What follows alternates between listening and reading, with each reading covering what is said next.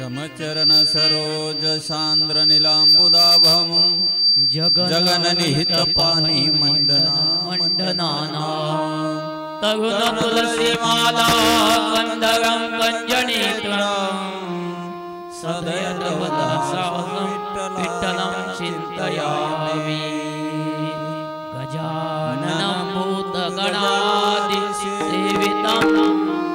कपित्थजम्बो फलचारुभक्षणम् उमासुतं शोकविनाशकारकं नमामि विघ्नेश्वरपादपङ्कजम्।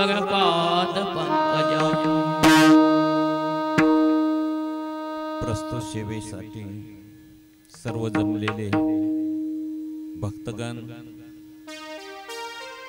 श्रोते मंडळी, आज या पवित्र पावन भूमीमध्ये रामकथा आयोजित केलेली आहे। श्री क्षेत्र सोमनाथगड संस्थान या सोमनाथगड संस्थानच्या वतीने ही रामकथा या पवित्र पावन भूमीमध्ये आयोजित केलेली आहे आणि सर्वजण रामकथेला उपस्थित राहणं हे गरजेचं आहे। राम कथा हे पवित्र आहे, पावन आहे। अतिशय पतिताला पुण्यवान करणारी, पापियाला पुण्यवान करणारी अशा प्रकारची ही रामकथा आहे। अनेक दुःख निवारण करणारी ही रामकथा आहे। अनेक प्रश्न सोडवणारी ही रामकथा अशा पवित्र दिवशी आज हरिदिनी आहे आणि योगायोग आपण अविद्येमध्ये आहोत। ज्या अविद्येमध्ये परब्रह्माचं अवतीर्ण झालं, या परब्रह्मचंद्राच्या नगरीमध्ये आपण सर्वजण आलेलो आहोत आणि सुंदर अशा प्रकारची कथा श्रवण करायची। मनामध्ये चित्तामध्ये त्या परमात्म्याचं नामचिंतन आठवायचं, मूर्ती आठवायची। एक चित्त करून कानाने सर्व अंगाचे कान करून ही पवित्र कथा जर श्रवण केली तर आपल्या जीवनाचं सार्थक होतं, आपलं जीवन कृतार्थ होतं, अनेक प्रकारे आपल्याला शांती प्राप्त होते। काल आपण ऐकलेले आहे पार्वती आणि भगवान शंकराचा विवाह झाला आणि विवाहाची कथा आपण सर्वांनी ऐकलेली आहे। पार्वती भगवान शंकराचा विवाहाची कथा जे ऐकतात ते परम पुण्य प्राप्त होत असतं, परम पावन अशा प्रकारचे होत असतात। आणि म्हणून आपल्याला पार्वती माता, जगन्माता ही पातिव्रत्याचा धर्म कसा असतो हे आपल्याला सांगते। पतिव्रतेचा धर्म काय आहे, पतिव्रता कसं कोणाला म्हणायचं, पातिव्रते धर्म अशा प्रकारचा कसा पूर्णत्वाला न्यायचा, कसा पालन करायचा, आपल्याला जगदंबे कोण माते, पार्वती माते कोण शिकावं लागतं।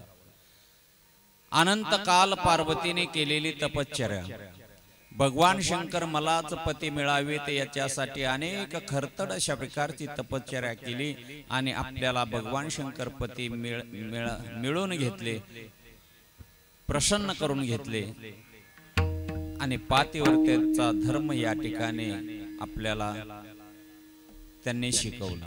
करेहु सदा शंकर पद पूजा, करेहु सदा शंकर पद पूजा,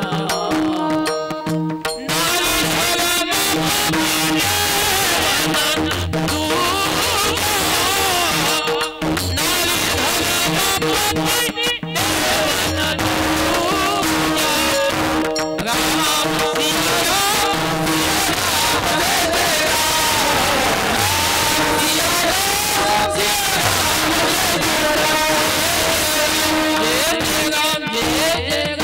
भगवान शंकराच्या पादपूजेने भगवान शंकराची या ठिकाणी पूजा केली, भगवान शंकराची तपश्चर्या केली आणि म्हणून पार्वतीला सर्वप्रथम स्थान या कलियुगामध्ये या जगामध्ये प्राप्त झालं।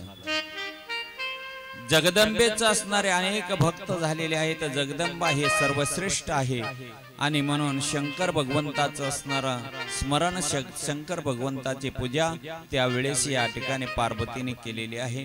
म्हणून शंकर हे अनादि आहेत, निर्गुण आहेत, निराकार आहेत, आजन्म आहेत, सर्व मूल आधार अशा प्रकारचे स्वर्ग जयाची साळुंका नाही का अशा प्रकारचे असणारे भगवान शंकर आहेत। आणि त्या भगवान शंकराचं नामचिंतन करणं हे अतिशय गरजेचं आहे। एक वेळेस 100 वेळेस जर त्या भगवान शंकराचं नामचिंतन केलं, ओम नमो शिवायचा जप जर 100 वेळेस जर केला तर ज्याला हार्ट अटॅक येतो ना, त्यांना तो आजार आहे ना, जप हो जाय शंकर सतनामा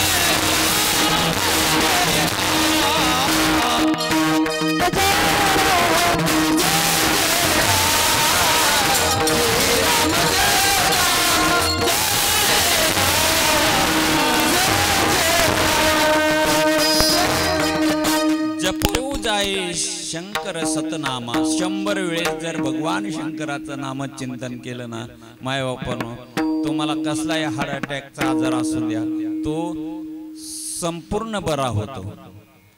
तुरंत पावे विश्रामा तुलसीदास म्हणतात। लगेच या ठिकाणी विश्राम मिळतो, म्हणजे विश्रांती मिळते नाही का। तुम्ही त्या भगवंताचं चिंतन करा, तुम्ही त्या भगवंताचं नामस्मरण करा, तुम्हाला कुठल्याही प्रकारचा आजार जरी असला तरी तो आजार एकदम नाहीसा होणार।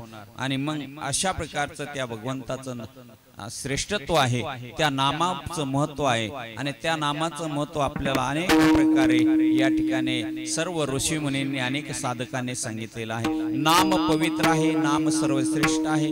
ते भगवान शंकराचा असो किंवा भगवान विष्णूचा असो, पांडुरंगाचा असो, विठ्ठलाचा असो, हे सिद्ध मंत्र आहेत माऊली, सिद्ध मंत्र आहेत। यांना सिद्धता करायची गरज नाही। हे मंत्र कसे आहेत तर सिद्ध आहेत, ते आपल्याला लगेच परिणाम देतात नाही का।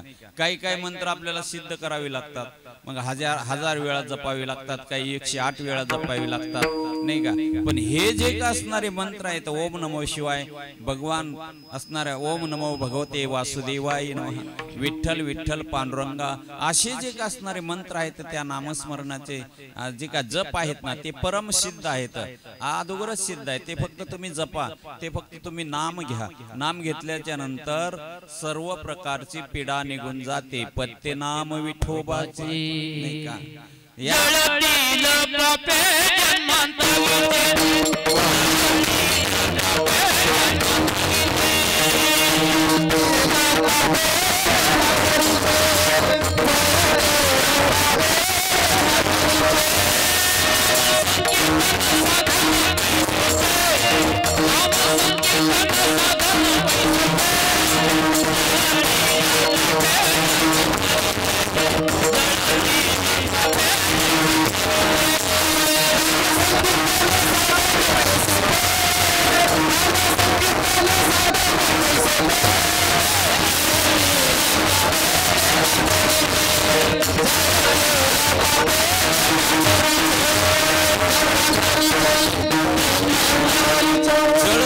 पापे जन्मांतरीचे नाम संकीर्तन साधन पै सोपे नाही का। साधन आहे, सोपं आहे आणि ते सोपे आहे। आणि जन्मोजन्मीचे पापे या ठिकाणी या जळून जातात, नाहीसे होतात नाही।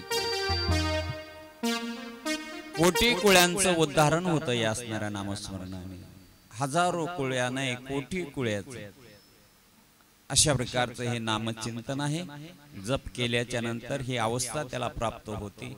आणि म्हणून जो सृष्टीचे निर्माण करता आहे तो परमात्मा, तो भगवंत. या ठिकाणी सृष्टी निर्माण ज्यावेळेस केली ती कशा प्रकारची झाली आपल्याला सर्वांना माहित आहे. सृष्टी निर्माण झाली मनो आणि सतरूपा या ठिकाणी यांच्यापासून ही सृष्टी निर्माण झालेली आहे. स्वयंभू मनो अरुषतरूपा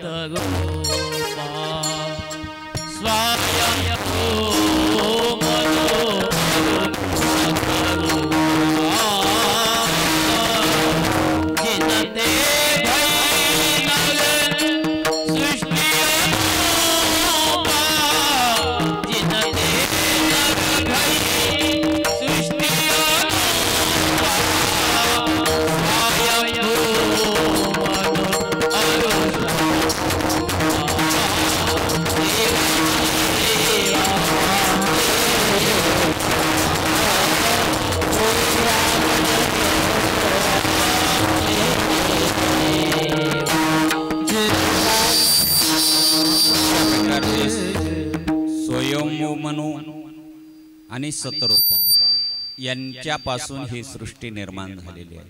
भगवंताने त्यांच्याकडून सृष्टी निर्माण करून घेतलेली आहे. आदि पुरुष आहे ते. या पृथ्वीवर कोठे काहीच नव्हते. त्यावेळेस या भगवंताला असं वाटलं की हे सृष्टी निर्माण करावी, आपल्यासारखे कोणीतरी भक्त या ठिकाणी बनवावेत. आणि म्हणून भगवंताने या सृष्टीची निर्मिती केली. नाही का, देव सर्वत्र आहे, देव कुठं नाही अशा प्रकारची जागा नाही. सर्व ठिकाणी जळी स्थळी काष्टी पाशाने भरला वनमाळे जेथे तेथे विठ्ठल विस्तारला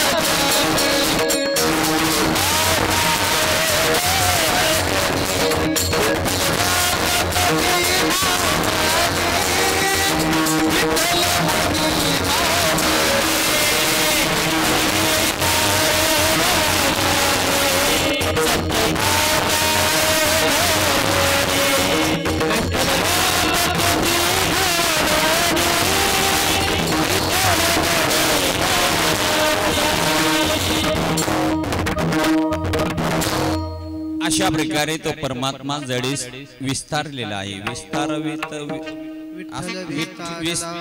विठ्ठल विस्तारला जनी. या कुठले सप्त पाताळामध्ये जळी स्थळी अनेक ठिकाणी कुठल्याही ठिकाणी तो परमात्मा आणि विस्तारलेला आहे. आणि म्हणूनच तो आपल्यामध्ये देखील आहे, नाही का, सर्वांमध्ये आहे. सर्व घटी रामध्ये हा देही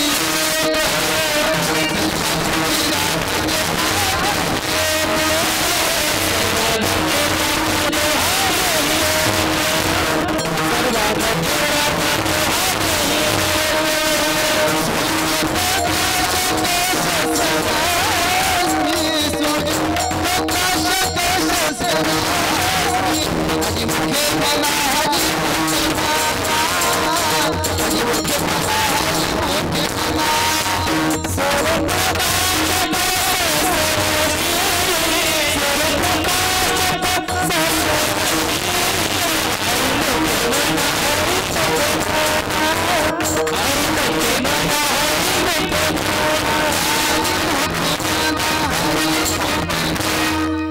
आणि म्हणून या ठिकाणी तुळशीदास म्हणतात हरी व्यापक सर्व समाना प्रेम ते प्रगट होई मै जाना. नाही का प्रेमाने प्रगट होतो बरं का. हरी व्यापक सर्व समान सर्वत्र तो सारखाच आहे कुठं नाही असा कुठंच नाही फक्त प्रेमाने तो प्रगट होतो. आणि प्रेम असेल तरच त्या ठिकाणी तो भगवंत आपल्याला कळतो. प्रेमाने केलेली भक्ती असली तरच तो आपल्याकडे येतो. देव भावाचा भुकेला हाची दुकाळ तया प्रेम सुख देई प्रेम सुख देई प्रेम सुख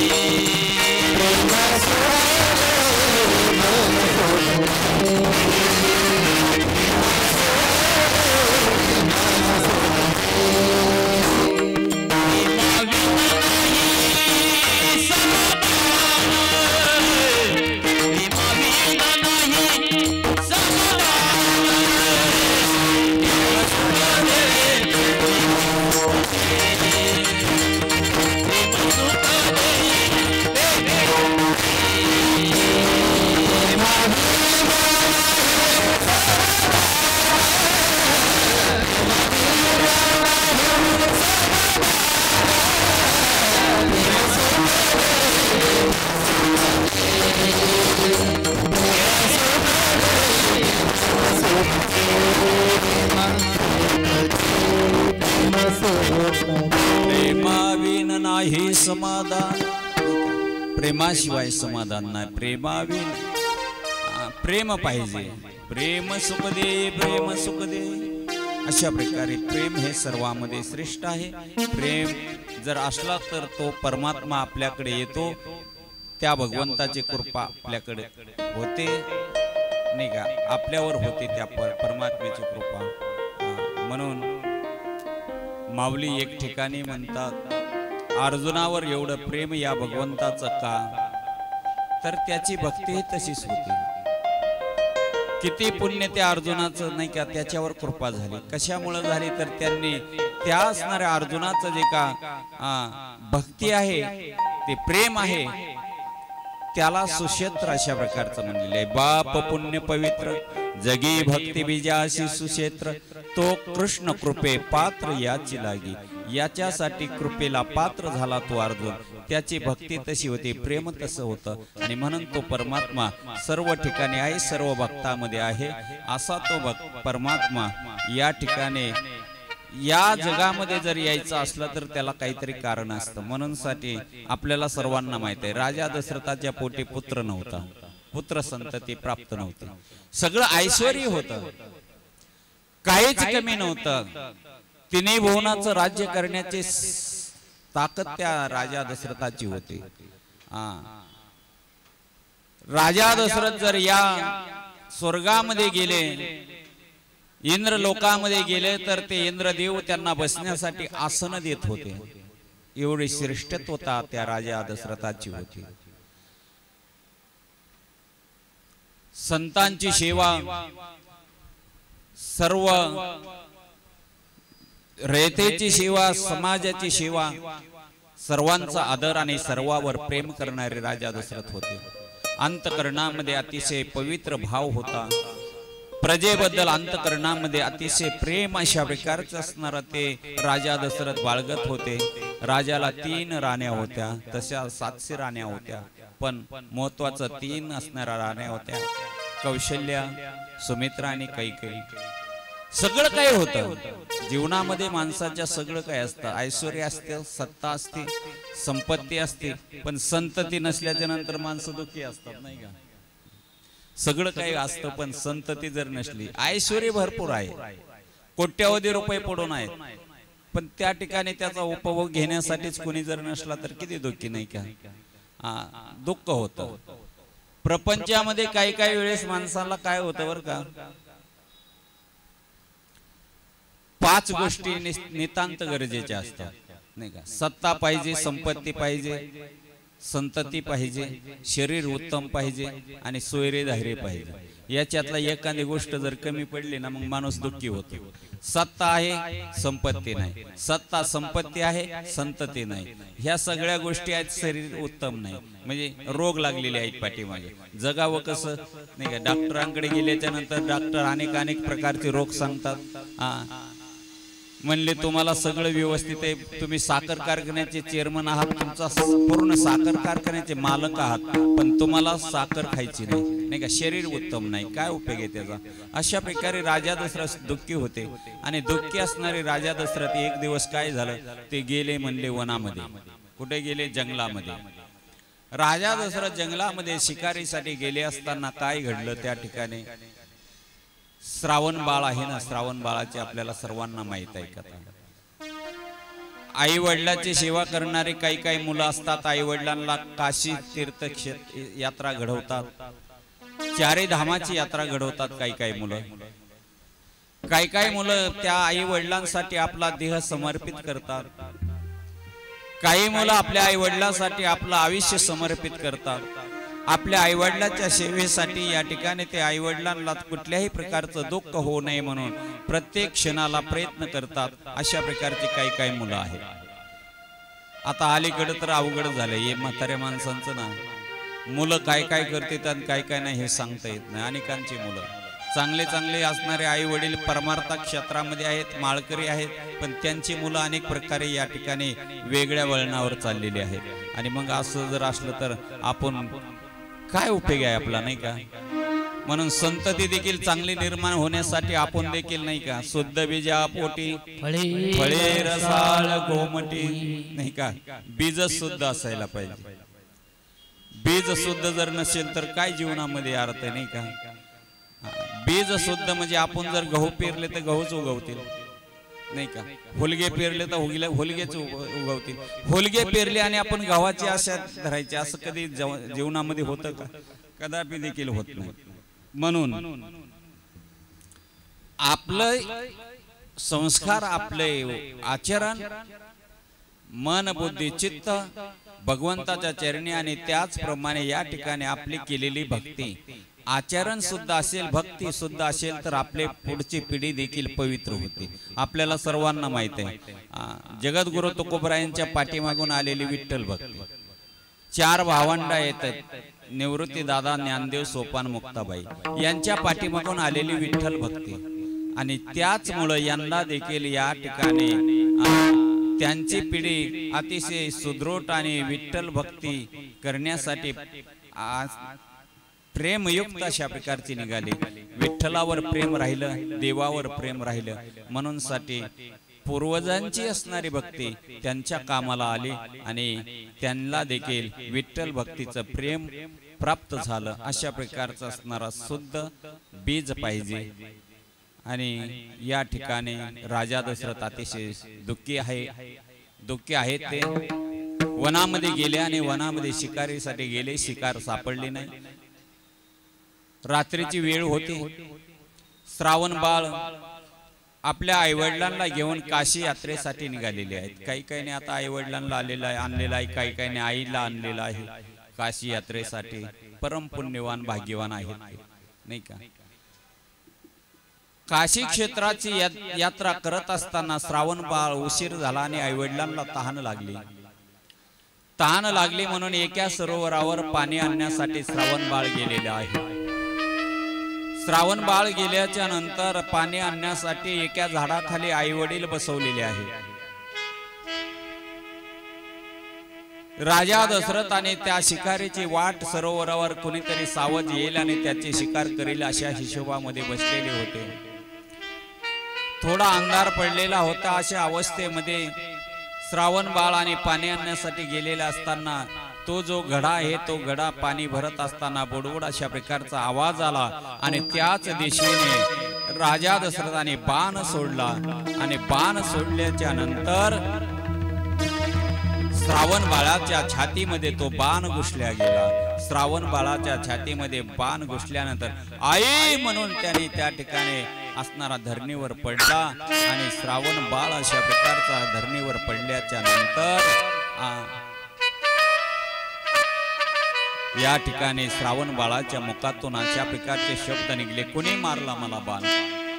ज्याने बाण मारलेला आहे त्याने फक्त एकच करा, माझ्या आईवडिलांना मी पाणी घेऊन काही जाऊ शकत नाहीये, माझे आईवडील तहानलेले आहेत, भुकेलेले आहेत, फक्त एवढंच करा की हे पाणी नेऊन त्या आईवडिलांना द्या.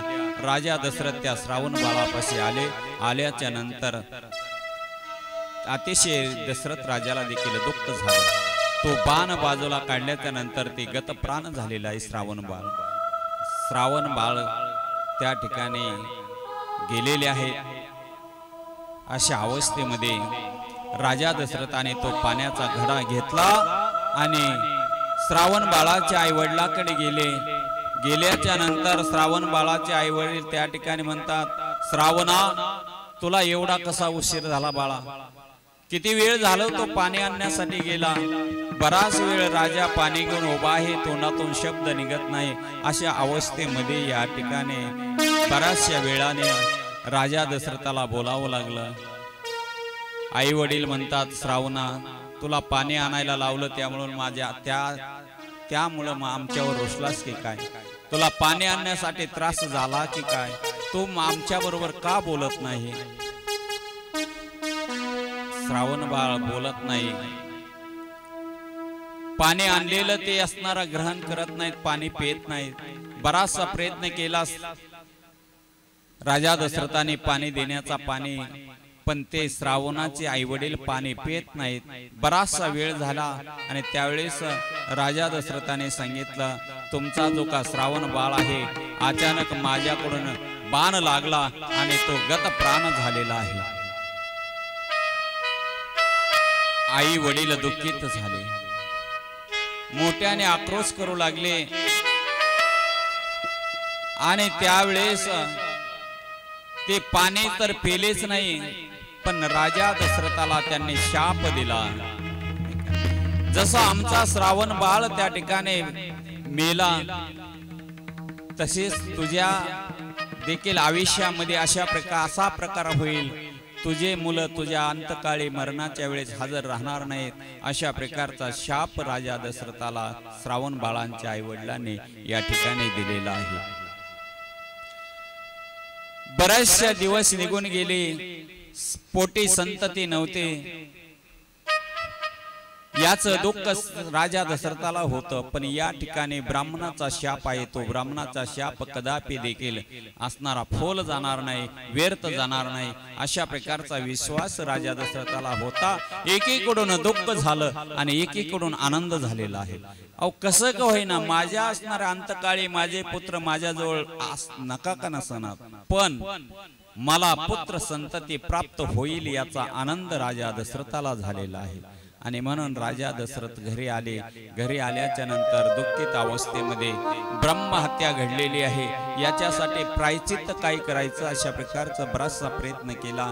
वशिष्ठ गुरुमुनींनी अनेक प्रकारचं प्रायचित्त सांगितलं, ते केलेलं आहे. काही काळ निघून गेलेला आहे. काही काळ निघून गेल्याच्या नंतर गुरु वशिष्ठाने सांगितलं, राजा तुला पुत्र कामेष्टी यज्ञ करावा लागेल. काय करावं लागेल? तुला पुत्र प्राप्तीसाठी यज्ञ करावा लागेल. आणि मग राजा दशरथाने त्या यज्ञाचं नियोजन केलेलं आहे.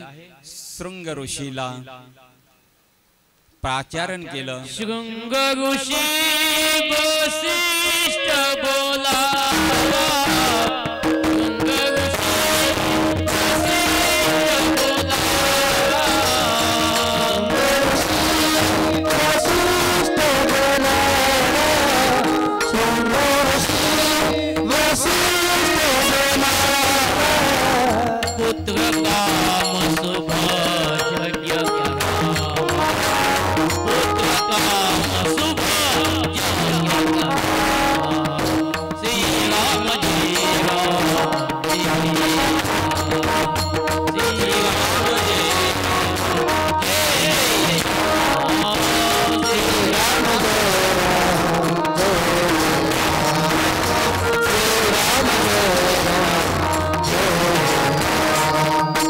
जय जय अशा प्रकारे या ठिकाणी पुत्र कामेष्ट यज्ञ करण्याचं सांगितलेलं आहे। वशिष्ठ या गुरुवर्याने सांगितलं तुम्हाला शृंग ऋषीला बोलावं लागेल आणि त्यांच्या हातून या ठिकाणी यज्ञाचं आयोजन करावं लागेल। यज्ञाचं आयोजन करायचं ठरलं, शृंग ऋषीला बोलवलं, यज्ञाचं असणारा मंडप लावलेला आहे, यज्ञ वापिका या ठिकाणी तयार केलेली आहे, सर्व काही साहित्य जमा केलेलं आहे। सर्व साहित्य जमा केल्याच्या नंतर यज्ञाला सुरुवात झाली आणि यज्ञाला सुरुवात झाल्याच्या नंतर या ठिकाणी असणारा यज्ञाचे मंत्र जपताहेत। वशिष्ठ गुरुवर्य शृंग ऋषी सर्व त्या ठिकाणी उपस्थित आहेत। अशा अवस्थेमध्ये अग्निदेवाने त्या यज्ञातून पायस प्रसाद त्या ठिकाणी आणून दिलेला आहे। तो प्रसाद भगवान विष्णूच्या या ठिकाणी भगवान विष्णूमुळे आणि तो प्रसाद या ठिकाणी मिळालेला आहे।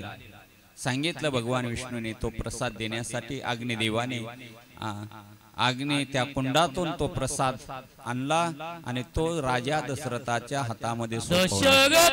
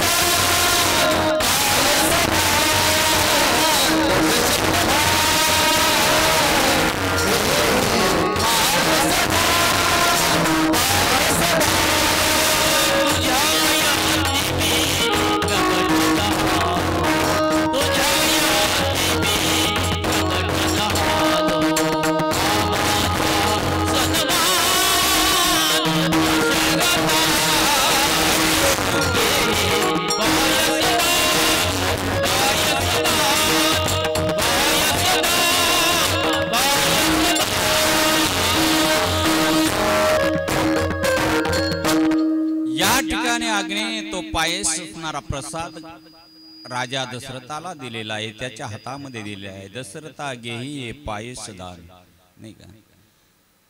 आणि हे पायस दान त्या ठिकाणी मिळालं।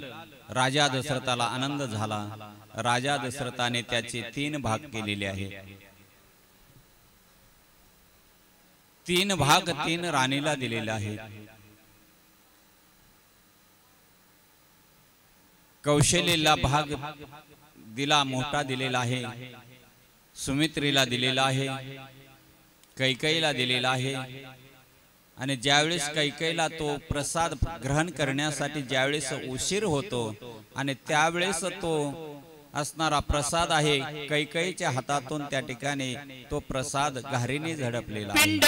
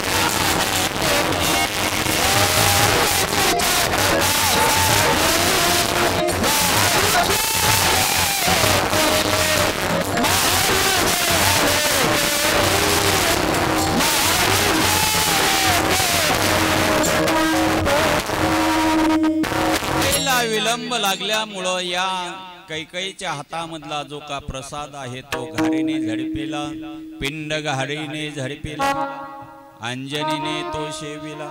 अंजनीच्या तपासाठी महारुद्र आले पोटी। या ठिकाणी असणारा चैत्र पौर्णिमेला आपल्याला सर्वांना माहित आहे, राम जन्मल्याच्या नंतर चैत्र पौर्णिमेला हनुमंत जन्मतात।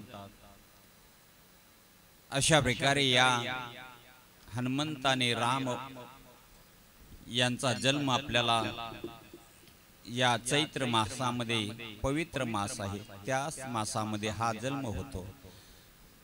तो प्रसाद या गेला, घारीने झडपीला तो गेला, अतिशय दुःखित झाली ती कैकेयी। आणि कैकेयी दुःखित झाल्यामुळं कौशल्याच्या आणि सुमित्रेच्या असणारा दोघेचा अर्धा अर्धा भाग कैकेयीला दिला। अशा प्रकारचा असणारा भगवंत येणार आहे, भगवंताचा अवतार होणार आहे, हे नियोजित कर्म असतं नाही का, नियोजित भाग असतो ह्यो। ज्यावेळेस तो परमात्मा या असणारा पृथ्वी तलावर येतो त्याला काहीतरी कारण असतं। या पृथ्वी तलावर अतिशय पाप मातल्या गेलं, अतिशय पाप व्हायला लागलं। पापी लोक या पृथ्वी तलावर उद्रेक करू लागले, राक्षस मातलेले आहेत। अनेक दुर्जनांचा संहार या पृथ्वी तलावर जर झाला तर तो परमात्मा त्यांचा निपात करण्यासाठी, दुर्जनांचा नाश करण्यासाठी पृथ्वी तलावर येतच असतो।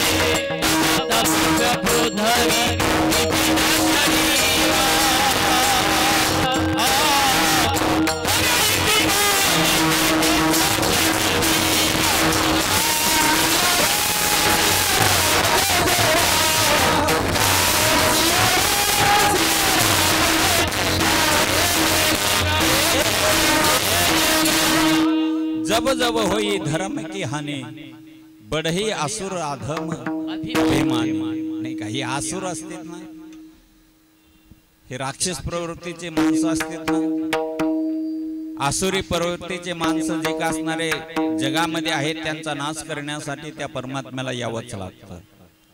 करही अनेती जाई नाही बरणी, सी गई विप्र धेनु सुर धरणी नाही का। या धरतीवर गो ब्राह्मण याचा प्रतिपाल करण्यासाठी, त्यांचं पालन करण्यासाठी, भक्ताचं रक्षण करण्यासाठी, भक्तांना असणारा आश्रय देण्यासाठी प्रत्येक वेळेस या भगवंताला पृथ्वी तलावर यावं लागलं नाही का।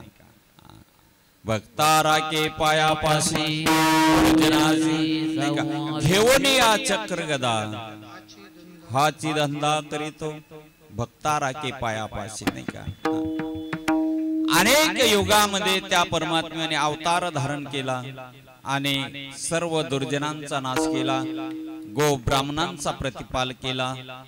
याच्यासाठी धर्म रक्षावया धर्म रक्षावया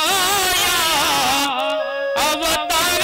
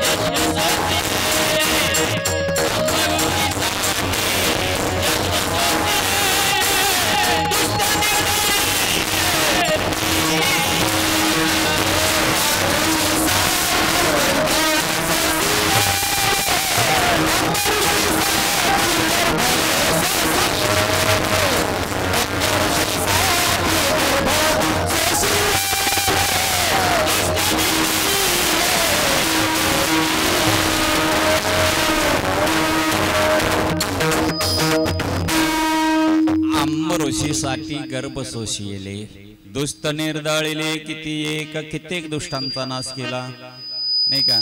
भक्तासाठी अनेक अवतार त्या परमात्म्याने घेतले। भक्तांचं रक्षण करण्यासाठी त्यांनी कितीही त्रास झाला तरी तो सहन केला। गर्भवास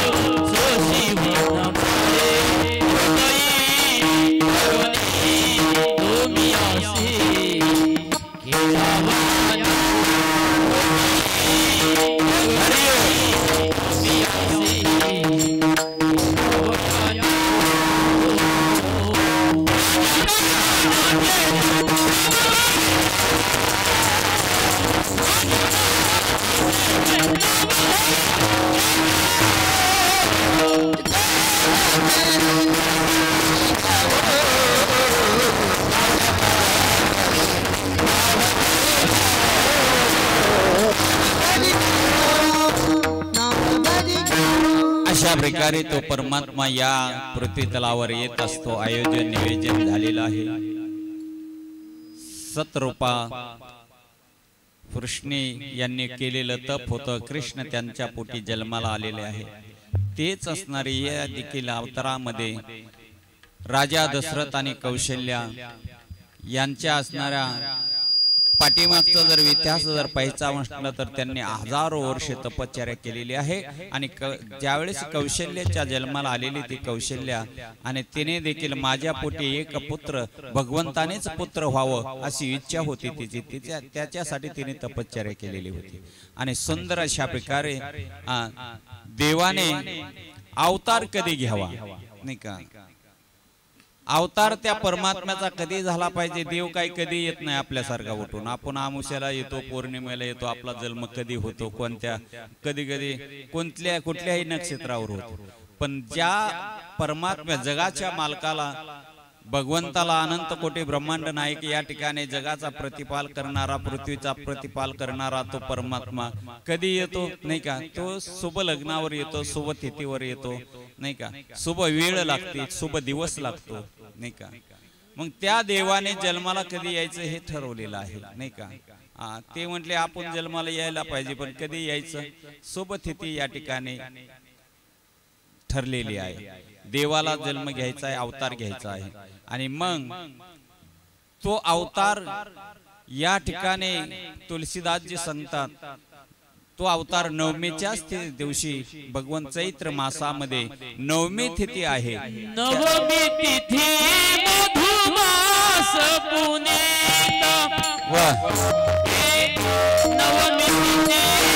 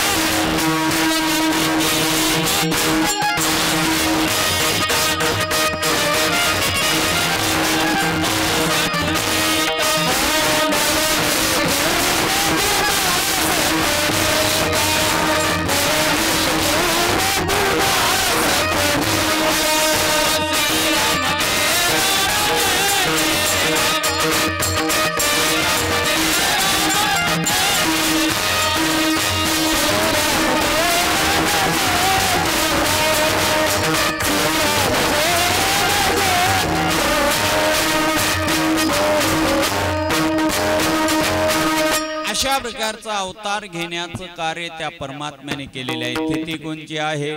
नवमी तिथी मधुमास पुनीता नाही का। पुण्य काळ आहे, मधुमास आहे नाही का, ज्यावेळेस आपल्या झाडांना पालवी फुटते त्या चैत्र महिन्यामध्ये सुंदर अशा प्रकारच्या जास्ती ऊनही नाही आणि जास्ती थंडीही नाही अशा अवस्थेमध्ये सुंदर वातावरण तयार झालेलं आहे पृथ्वी तलावर. या अविद्येमध्ये अवतार त्या परमात्म्याचा व्हायचा आहे म्हणून सुंदर अशा प्रकारची शरीर नदी वाहू लागलेली आहे. गायी दूध देऊ लागलेले आहेत. सर्व काही येडा पिडा संपूर्ण गेलेली आहे. परमात्मा येणार आहे. सर्व आनंदी आनंद आहे असणाऱ्या अविद्येच्या नगरामध्ये. त्यावेळेस परमात्मा येणार आहेत. नवमी तिथी आहे आणि नवमीच्या दिवशी या तिथीवर आणि वेळ कोणती आहे त्या परमात्म्याची. परमात्मा कधी येतो, अतिशय अभिजित मुहूर्तावर येतो. अतिशय अशा प्रकारचा असणारा तिथी लग्न असे सर्व एकत्र आल्याच्या नंतर तो परमात्मा येत असतो.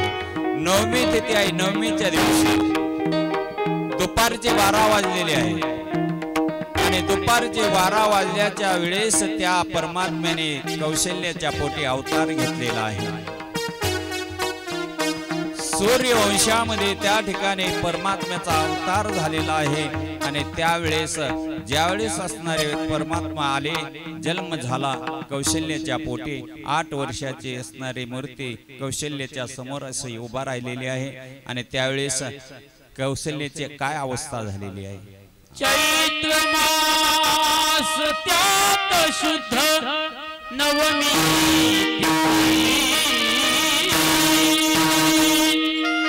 गंधयुक्त तरीही वात उष्ण हे किती. 2 प्रहरी कागशिरी सूर्य थांबला. राम जन्मला राम जन्मला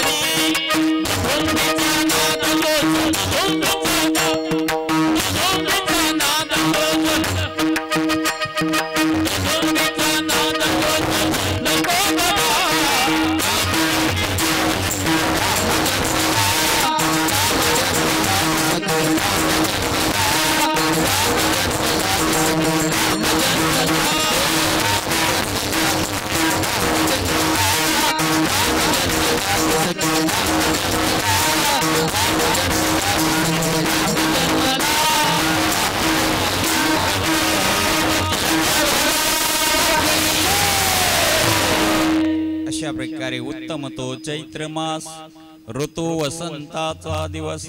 या तिथीवर त्या परमात्म्याचा अवतार झाला. सूर्य देखील थांबला गेला.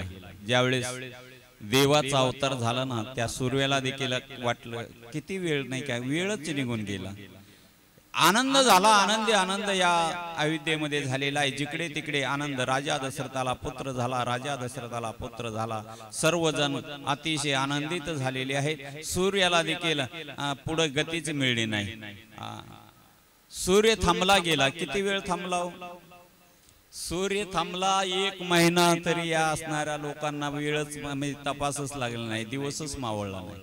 सूर्य किती वेळ थांबला? 1 महिना. 1 दिवस थांबला म्हणजे 1 महिना थांबला.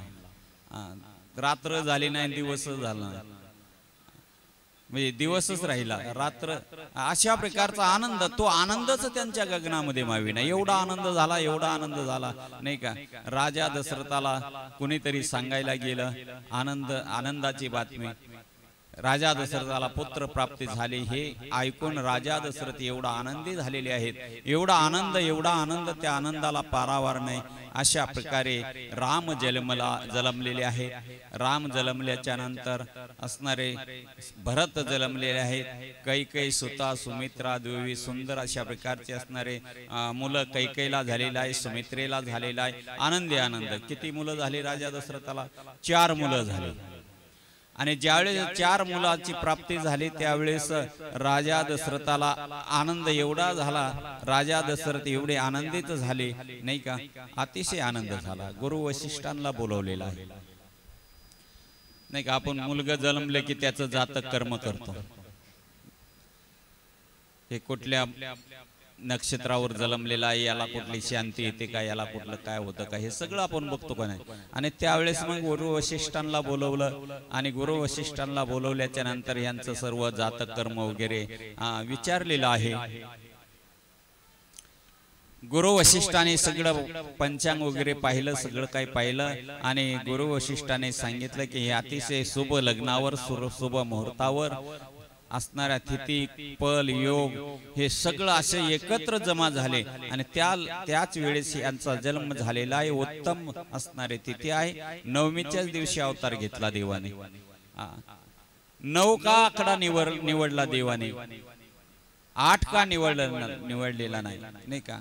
तो 8 आहे, तो असणार अष्टमीच्या दिवशी भगवान कृष्णाचा जन्म झाला नाही का. गोकुळाष्टमीला तो रात्री झाला. आणि या परमात्म्याने या ठिकाणी अवतार घेतला तो कधी 9मीला घेतलेला आहे. 9 आकडा अतिशय शुभ आकडा आहे. 9 आकडा शुभ मानतो का नाही आपण? कुठल्या बी वेळेस आपण आकडा 9 शुभ अशा प्रकारचा मानतो. तो आकडा कधी घटत नाही का माऊली, तो आकडा वाढतच जातो. आपल्याला माहित आहे 9 दुने 18, 1 8 9 1 8 9 1 8 9 नाही का. आणि परत 9 त्रिक 27 9 त्रिक 27 2 आणि 7 2 आणि 7 9 अशा प्रकारचं गणित कुठं आहे, याच्यात घट होत नाही का. हा जो का आकडा आहे ना, हा आकडा अतिशय शुभ आहे आणि हा आकडा देवाने निवडला 9मी तिथी मधुमासा. आणि त्यावेळेस त्या परमात्म्याने अवतार घेतला आणि तो परमात्मा अतिशय अवतार घेतल्याच्या नंतर जगामध्ये आनंद झालेला आहे नाही का. दुष्ट या पृथ्वी तलावर वाढलेले होते, त्यांचा निर्दालन करण्यासाठी, त्यांचा नाश करण्यासाठी या ठिकाणी भगवंताने अवतार घेतला. आनंद झाला, राजा दशरथाला आनंद झालेला आहे. आणि मग वशिष्ठांना बोलून त्यांचं नामकरण विधी या ठिकाणी करू लागलेले आहेत. जो सगळ्या जगाला आनंद देणारा आहे तो परमात्मा, जो आनंद सिंधू सुख राशी, आनंद सिंधू नाही का. सिंधू म्हणजे सागर, आनंदाचा सागर ज्याला म्हणतात. ज्याचं नाम घेतल्याच्या नंतर तो आनंद असणार आपल्या अंतकरणामध्ये जो होतो, मन बुद्धी चित्त एकत्र होतं आणि तो विशाल अशा प्रकारची प्रगल्भ अशा प्रकारची बुद्धी त्याची होती. त्याला परमात्माचं नाम चिंतन घेतल्याच्या नंतर त्याची अवस्था जशी होती नाही का. कंठी प्रेम दाटे, नयने नीरलोटे, हृदय प्रगटे रामरूप, अशी अवस्था त्याची होती. कधी त्या भगवंत आनंद सुख राशी आहे तो.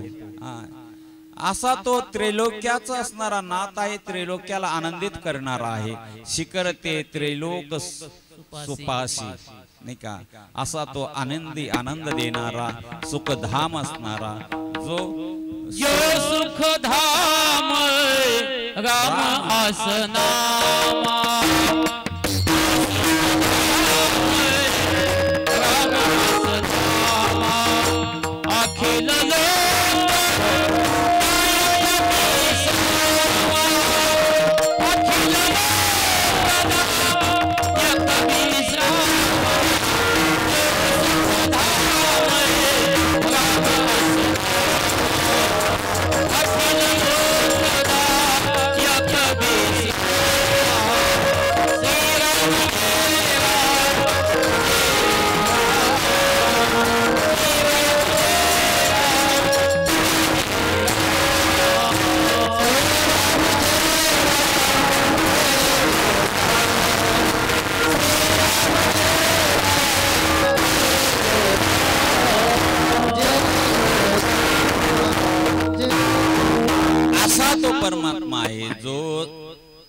सुखधाम राम आसनामा, वशिष्ठाने त्या सुख देणाऱ्या, सर्व जगाला सुख देणारा, अखिल लोकदायक विश्रामा, सर्व अखिल ब्रह्मांडाला विश्राम देणारा, अखिल ब्रह्मांडाला आनंद देणारा असा तो आहे. त्याचं राम अशा प्रकारचं नाव ठेवलेलं आहे. राम वशिष्ठाने नाव ठेवलं नाही का.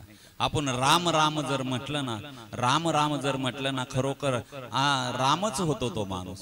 राम म्हणता रामाची होई,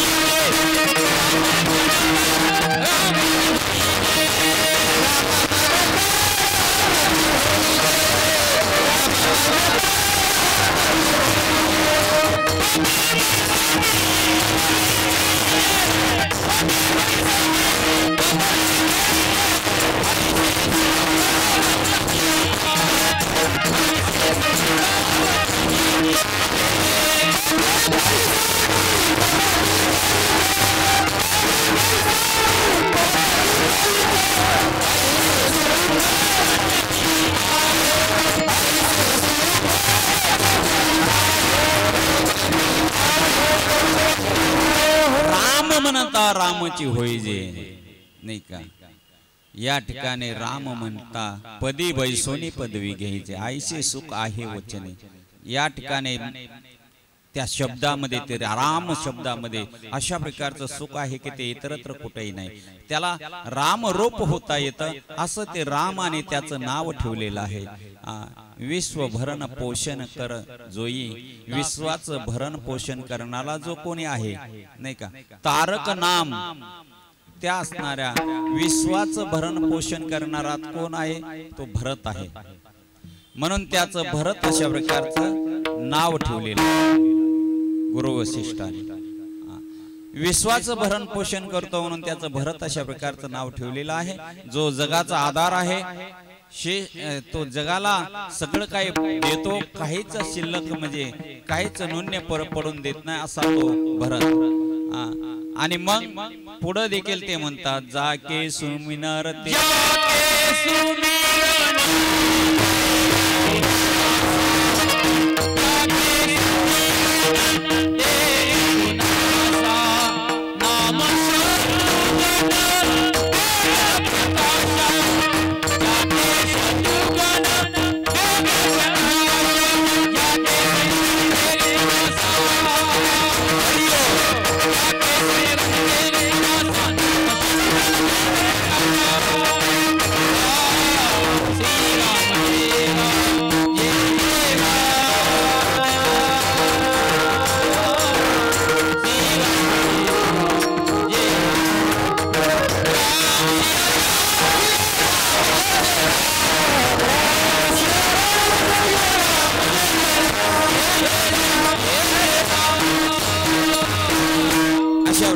त्या शत्रुघ्नाचं नाव ठेवलेलं आहे. जाके सुमिनर ते रिपुनासा, म्हणजे दुष्ट जे का शत्रू आहे ते त्याचा बघितल्याबरोबर नाश होतो, त्याला शत्रुघ्न म्हणतात नाही का. त्या शत्रुघ्नाच्या समोर कोणाची उभा राहण्याची ताकद नाही असा तो शत्रुघ्न वेद प्रकाशा अशा प्रकारचा प्रकाश देणारा आहे. आणि त्या शत्रुघ्नाचं नाव अशा प्रकारचं ठेवलेलं आहे. आणि नंतर जो का शेवट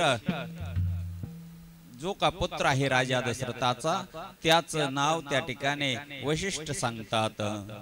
लक्ष्मण धाम राम प्रिय सकल जगत आधार, अशा प्रकारे जगाचा आधार आणि आहे ना, तो जगाचा आधार आहे. ज्याच्या मस्तकावर या ठिकाणी हे पृथ्वी धारण आहे, पृथ्वीचा आधार आहे, पृथ्वी ज्याने असणारे सांभाळलेली आहे असा तो शेषशाही भगवान म्हणजे लक्ष्मण आणि जगाचा आधार आहे. आणि सुंदर अशा प्रकारचं लक्ष्मण अशा प्रकारचं नाम, उदार अशा प्रकारचं नाव ठेवलेलं आहे. असे यांचे नामकरण विधी झालेले आहेत. नाम सर्वांचे ठेवलेले आहेत, सर्वांचे नाव पवित्र आहेत. आणि पवित्र अशा प्रकारचं नाम असं ठेवल्याच्या नंतर दिसा मासाने ते वाढू लागलेले आहे. नामकरण विधी झाला, बारशाचा विधी झाला, अन्न ग्रहण विधी त्या ठिकाणी केलेला आहे नाही का. लहान मुलगा असतो त्याला अन्न ग्रहण विधी सुद्धा असतो. त्या दिवशी सुद्धा शुभ वेळ असावी लागते, शुभ लग्न असावी लागतात, शुभ तिथी असावी लागते. अशा प्रकारची स्थिती, लग्न सर्व काही व्यवस्थित आहे. अशा वेळेस अन्न ग्रहण विधी देखील त्या चारही मुलांचा झालेला आहे. आनंद झाला राजा दशरथाला. दिसा मासाने ते पुत्र वाढू लागलेले आहे. आणि ज्यावेळेस कौशल्य माता आहे ना, त्या कौशल्य माताला तर इतका आनंद झाला, इतका आनंद झाला, दिवस कुणीकडे जाई काही कळत नव्हतं. बऱ्याच दिवसांनी म्हातारपणी जर मुलगा झाला ना एखाद्याला, त्याला वाटतं किती काय निघून दिवस जातात त्याला काही कळतच नाही, नाही का. आनंद होतो त्याला. मग एवढ्या आनंदाने लाडाने त्याचं पालन पोषण करतात. तिला आई वडील म्हातारे असतात ना, वयोवृद्ध झाल्याच्या नंतर त्यांना पुत्रप्राप्ती व्हावी, मग त्यावेळेचा आनंद काही वेगळाच असतो. आणि म्हणून तो आनंद देखील वेगळाच आहे. कौशल्येला, सुमित्रेला, कैकेयीला फार आनंद या जगामध्ये झालेला आहे. कुणीकडे मग त्यांना झोपवताना त्यांना अनेक प्रकारे गंध वगैरे, आंघोळ नाऊ घालणं, अशा प्रकारचे रोजचे दिनक्रम आहेत ना. रोजचं सकाळी उठल्यानंतर त्यांना उठवायचं, दुपारा झोपवायचं, आणि यातच वेळ जायचा त्यांचा. कुणीकडे वेळ जात होता ते काही कळत नव्हतं, आणि सगळा काही वेळ जात होता. अशा अवस्थेमध्ये वेळ निघून जायचा, आणि सगळे काही त्यांचे लालन पालन करणं हे कौशल्य माता, सुमित्रा माता, कैकेयी माता आणि सगळे. सावळा रामचंद्र माझ्या मांडीवर नातो, सावळा रामचंद्र माझ्या मांडीवर नातो.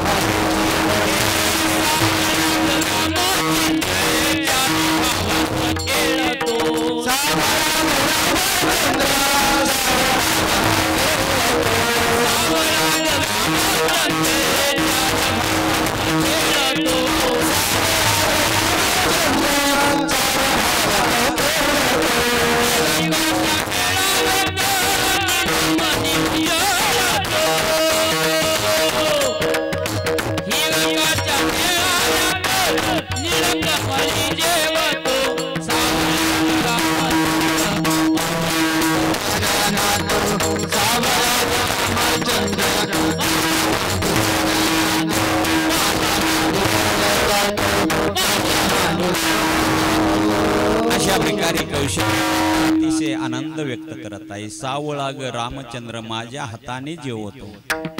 आनंद गोटे ब्रह्मांड नायक जगाचा मालक या ठिकाणी त्या कौशल्याच्या हातून जेवत आहे. विधेय अवस्था त्या कौशल्याची झालेली आहे. कौशल्य त्या मायेमध्ये गुरफटलेली आहे. देवाचा अवतार तिच्या पोटी झालेला आहे, पण तिला वाटते की माझं लेकरू आहे, लहान आहे, माझ्या पोटी जन्मलेला आहे. त्या मायेमध्ये ती असणारी कौशल्या गुरफटून गेलेली आहे. तो परमात्मा अनेक लीला दाखवत आहे, लहानपणीच्या लीला. इकडे तिकडे पाहत आहे, इकडे तिकडे खेळत आहे, चुकून कुठेतरी जात आहे. कौशल्या जर हाका मारायला गेली तर तो इकडे तिकडे धावू लागतो, पळू लागतो. कौशल्य जब बोल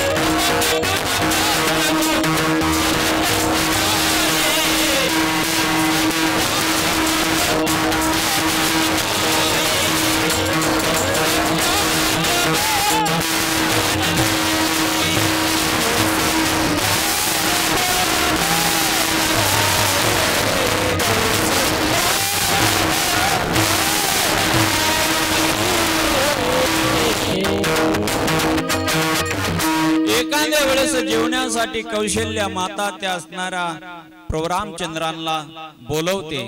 कौशल्या जब बोलन जाई, ठुमक ठुमक प्रभू चलन पर आई. पळून जातो, लांब कुठेतरी पळतो पुढं आणि कौशल्या माता त्याला पकडण्यासाठी मागे पळतात आणि तो इकडे तिकडे धावतो. कौशल्याचे हाल होतात आणि त्या प्रभूला पकडून त्या आणि ठुमक चलत रामचंद्र, ठुमक चलत रामचंद्र, बाजत पैंजन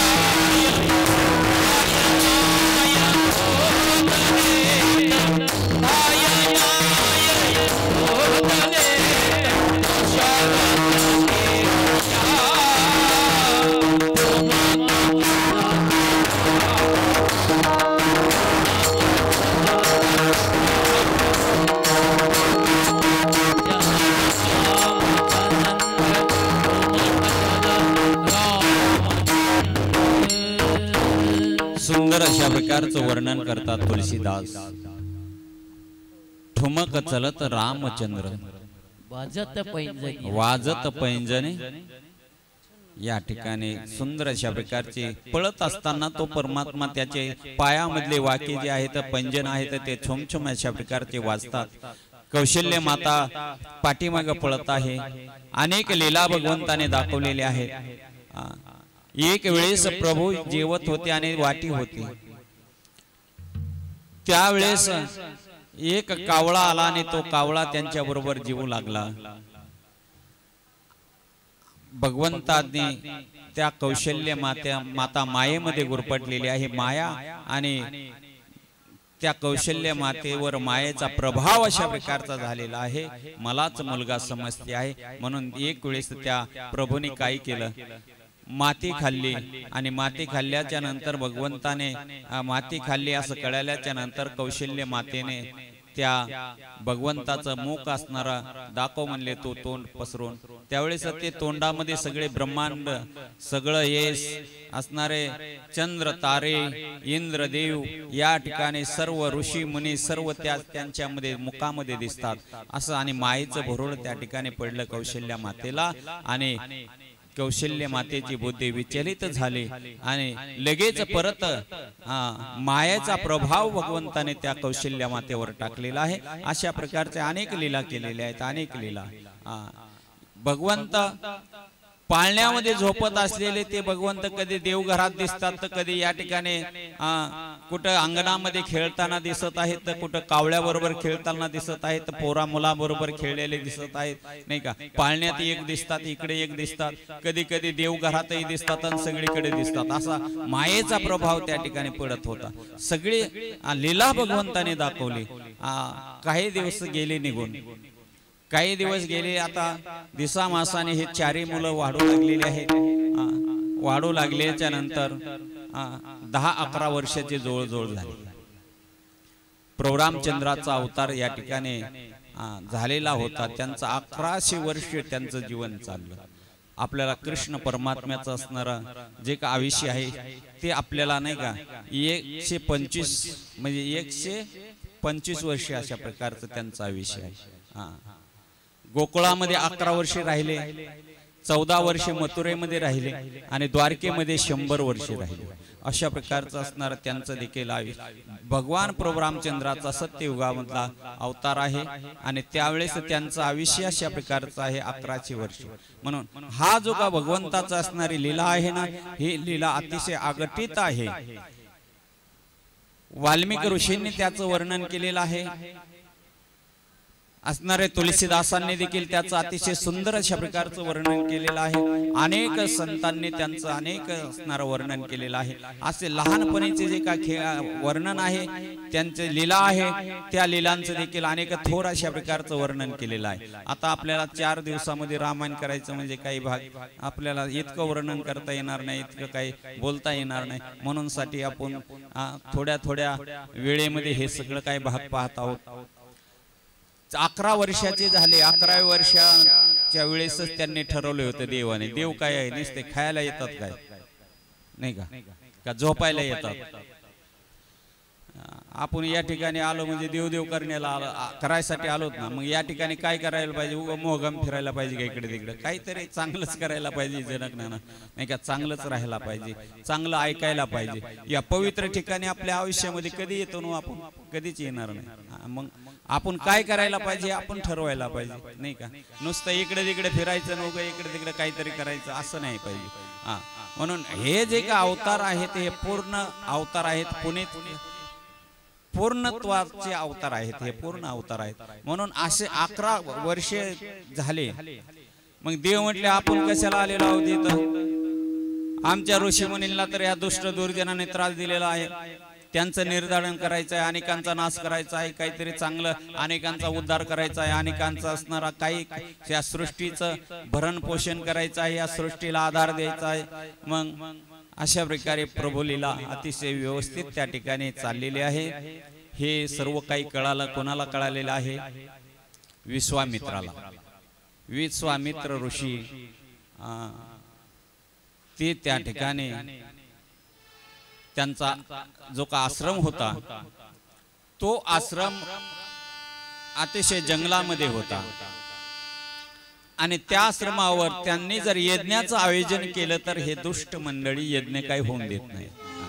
आपण नाही का नाम यज्ञाचं जर आयोजन केलं तर अनेक अडथळे असतात, ते काय सहजासहजी होतात. आपण या ठिकाणी येऊन हे कार्य करायचं म्हणजे काय सहज आपण 6 महिने कामाला लागलेलो होतो सगळेजण. मग ह्याला भेटणं त्याला भेटणं, ह्याला असं म्हणणं त्याला तसं म्हणणं, या ठिकाणी येऊन हे सगळं सहजासहजी होत नाही नाही का. अनेक यातना आहेत, अनेक अडथळे आहेत. आणि मग त्यावेळेस त्यांनी यज्ञ जर आयोजित केला तर हे दुष्ट जे का राक्षस आहेत ना ते त्यांचा यज्ञ मोडून टाकत होते. संतांना त्रास देणारी बरेच मंडळी असतात. संत हे अनेकांचा त्रास सहन करतात, अनेकांचा त्रास सहन करून करूनच जगाला चांगल्या मार्गाला लावतात. प्रभू रामचंद्राच्या करून या ठिकाणी या जगाचं नाही त्रिलोकामध्ये जे का दुष्ट दुर्जन आहेत त्यांचा नाश करायचा होता त्या देवाला. राजा रावणासारखा दुष्ट असणारा जो का आहे त्याचा नाश करायचा होता. ज्यांनी सर्व देव बंदीखान्यामध्ये टाकलेले आहेत, ग्रह त्या ठिकाणी त्यांच्या पायऱ्या आहेत, असा एवढी मोठी शक्ती होती, त्याच्या विरोधात देवाला लढायचं होतं. आणि मग 11 वर्षाचे झाले. विश्वामित्र अयोध्येमध्ये आलेले आहेत. ज्यावेळेस संत येतात ना त्यांचं स्वागत करतात काही माणसं. संत हे देवच असतात. देवते संत देवते संत निमित्ताच्या प्रतिमा नाही का, तेच देव असतात, तेच देव असतात. आपल्याला संतांनी सांगितलेलं, पण त्याचा माणसं कोणी विचार करत नाही. देवच असतात आणि देव स्वरूपामध्ये संतांना जर पाहिलं तर त्यावेळेस आपल्याला काहीतरी कृपा होती आपल्यावर. संत कृपा झाली इमारत फळाली. संतांची कृपा फार मोठी आहे. राजा दशरथाला काहीच कमी नव्हतं. इंद्रदेव जागा देत होते म्हटल्यानंतर बसण्यासाठी नाही का. आपण एखादा मोठा माणूस आला नाही का, आपण त्याला उठून जागा देतो. त्याचं वैशिष्ट्यपूर्ण अशा प्रकारचं आहे की नाही की त्यांचं तेवढं म्हणजे राहत होते तशा प्रकारचे. आणि मग एवढं मोठा या ठिकाणी राजा दशरथ देखील श्रेष्ठ होते. आणि मग संत हे श्रेष्ठ असतात. संतांचं स्वागत एवढं मोठं ऐश्वर्य असताना राजा दशरथ का संतांची सेवा करत होते.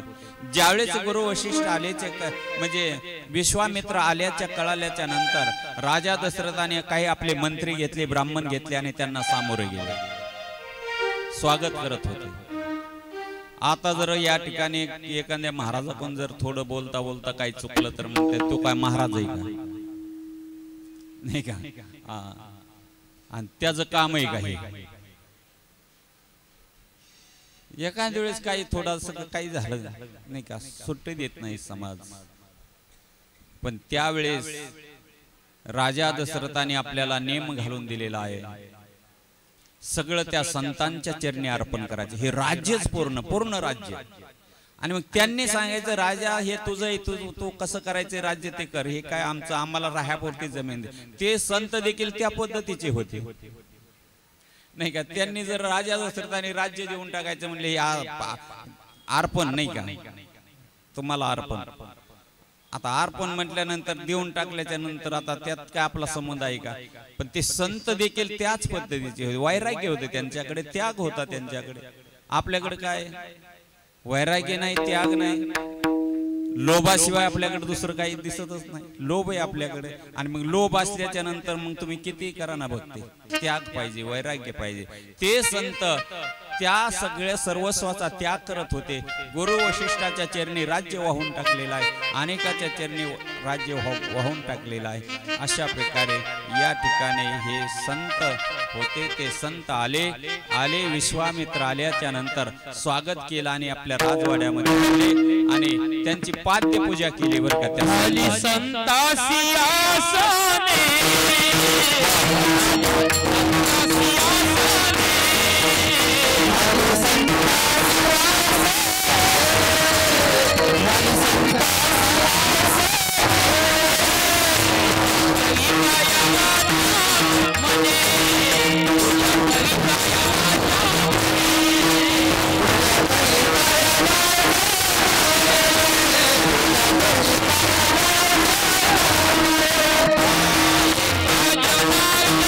जाने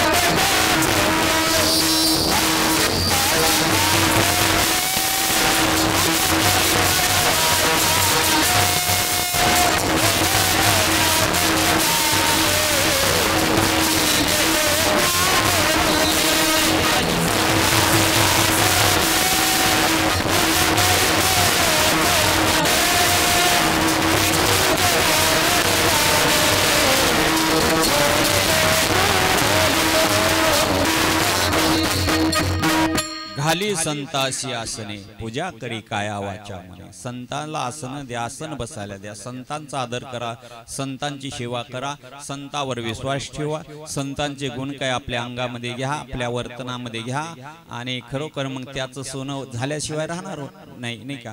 पण संतांचे जर दोष काढीत बसलो आपणच दोषी, नाही का, आपणच त्या ठिकाणी दोषी आहेत. आपला चष्मा पिवळा आहे, आपल्याला लाल कसं दिसल, नाही दिसणार, नाही का. आपल्या बघण्याचाच दृष्टिकोन अशा प्रकारचा वेगळा आहे आणि मग त्या ठिकाणी बघण्याचा दृष्टिकोन आपल्यामध्ये दोष आहेत आणि अनेकाचे दोष गुणदोष ना आणि मना, अनेकाचे कानी मनात गुणदोष ना आणि मना अशा प्रकारचा असणार. हा, अनेकाचे गुणदोष काढायचं काहीच कारण नाही, पण आपण काढीत राहतो. जगद्गुरु तुकोबराय म्हणतात. मग राजा दशरथाने त्यांना आसन दिलेलं आहे, राजा दशरथाने त्यांना पाद्य पूजा केलेली आहे, षोडशोपचार पूजा. आता राजा दशरथाची पूजा म्हटल्याच्या नंतर काही सामान्य पूजा आहे का, नाही का. त्यांची पूजा म्हणजे फार श्रेष्ठ उच्च कोटीची पूजा आणि ती पूजा केली. आसनावर बसवलं, स्वतःच्या आसनावर बसवलं त्यांना आणि बसवल्याच्या नंतर हात जोडून राजा दशरथ उभे राहिलेले आहेत, हात जोडून उभे राहिले आणि त्यावेळेस म्हटले काय कामानिमित्त येणं केलं, आमच्या दुर्बलावर असणारा एवढी कृपा केली, आमच्यावर कृपा केली, तुम्ही आलात, नाही का. तुम्हाला काय पाहिजे आहे, आमच्याकडून काय इच्छा आहे तुम्हाला.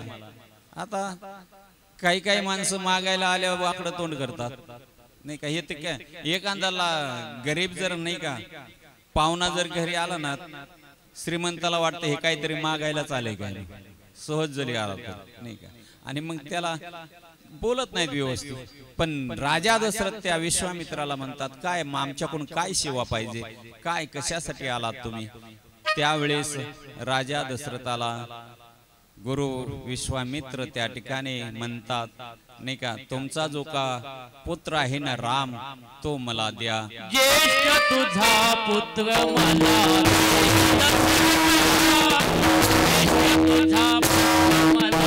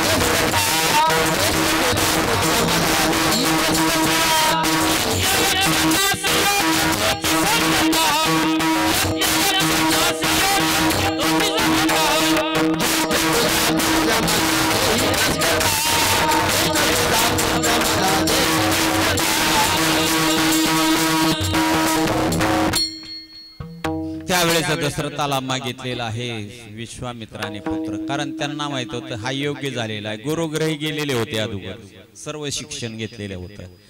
कुठलाही शिक्षण दिलं तरी ते लगेच एका क्षणामध्ये अवगत करत होते. म्हणून योग्यतेचा आहे तो.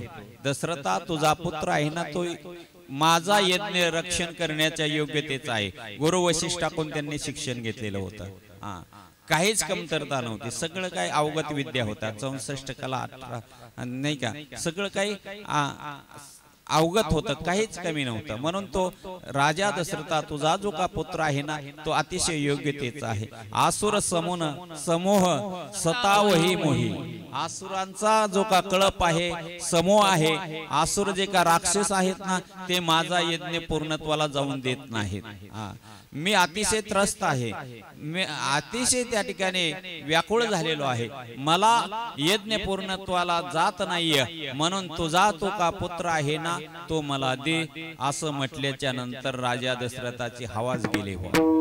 आता काय झालं, आता म्हातारपणी मुलगा झाला आणि तो कोणीतरी मागायचं म्हटल्यावर कधी कोणाला देऊ वाटेल का.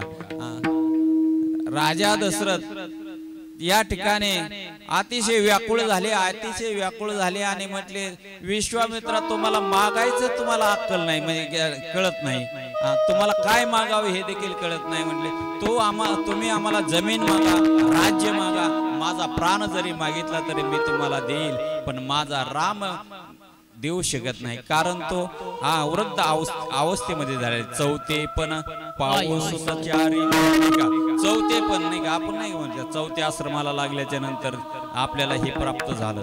चौथे पण पाहू नाही का, हे सुतचारी, हे जे का 4 मुलं आहेत ना हे चौथ्या पण म्हणजे म्हातारपणी झालेली आहेत, आणि माझ्या ह्या अवस्थेमध्ये मुलं झालेले मी तुम्हाला कसे देऊ. बरं आता तुम्हाला काही नेऊन काही कुठं आणायचे नाही, तर हे त्यांना राक्षसांबरोबर युद्ध करायचं आहे. अतिशय सुकुमार आहेत, आतापर्यंत त्यांनी कुठल्याही प्रकारचं युद्ध केलेलं नाही, आणि युद्ध केलेलं नसल्यामुळं मला देण्यासाठी अतिशय दुःख होत आहे. विप्रवचन नाही कहे हो विचारे. तुम्ही मागितलं पण विचार करून मागितलं नाही का, विचार करून मागायला पाहिजे.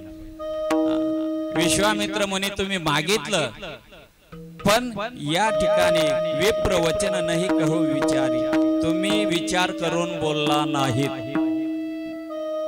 राजा दशरथ अतिशय दुःखी झालेला आहे, राजा दशरथाला घाम आलेला आहे नाही का, अतिशय घाबरलेले आहे. कसा राम देऊ नाही का, राम अतिशय सुकुमार आहे, राम युद्ध करण्याच्या योग्यतेचा नाही. बरं आता तो बऱ्याचशा प्रयत्नाने बऱ्याचशा नवसाने झालेले पुत्र आहेत, कसे देऊ. त्यावेळेस आता विचार करायला लागलेला आहे. राजा दशरथ विचार करतात काय करावं नाही का, काय करावं. गुरु वशिष्ठ देखील त्या ठिकाणी होते. राजा दशरथाने गुरु वशिष्ठाकडे पाहिल्याच्या नंतर गुरु वशिष्ठ म्हणले बाबा राम देऊन टाक विश्वामित्राला. हा काय ऋषी काय एवढा काय म्हणजे सामान्य समजू नका, हलक्यात घेऊ नका म्हणले याला नाही का. अतिशय विश्वामित्र सांगतात राजा दशरथाला नाही का, पाठीमाग तुमच्याच वंशामध्ये राजा हरिश्चंद्राला लय त्रास दिलेला आहे या ऋषीने विश्वामित्राने.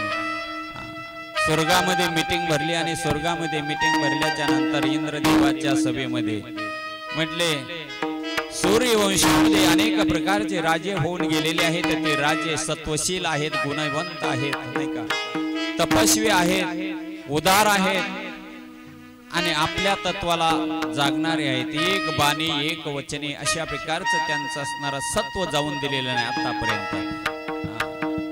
शिबी राजा असेल, अनेक भगीरथ राजा असेल, अनेक राजे होऊन गेले सूर्यवंशामध्ये, आणि सर्वांचा इतिहास जर आपण पाहिला तर त्या सूर्यवंशामधले राजे अतिशय पवित्र होते, जगामध्ये प्रसिद्ध होते. हरिश्चंद्र राजा अशाच प्रकारचे होते. त्यांनी सांगितलं वशिष्ठांनी विश्वामित्राच्या नादी लागायचे काम नाही, तुमच्याच वंशातलं होते ना हे हरिश्चंद्र राजा, अविधीचंच राज्य करत होते. आज राजाच्या पोटी या दशरथ राजाने दशरथ राजाच्या पोटी असं असणारे प्रभू रामचंद्र यांची वंशावळ असणारे बरेचसा असणारा याचा कथा भाग वेगळा आहे. देऊन टाक म्हटले, नाहीतर हरिश्चंद्राची असणारी कथा आहे आठवली त्यांना.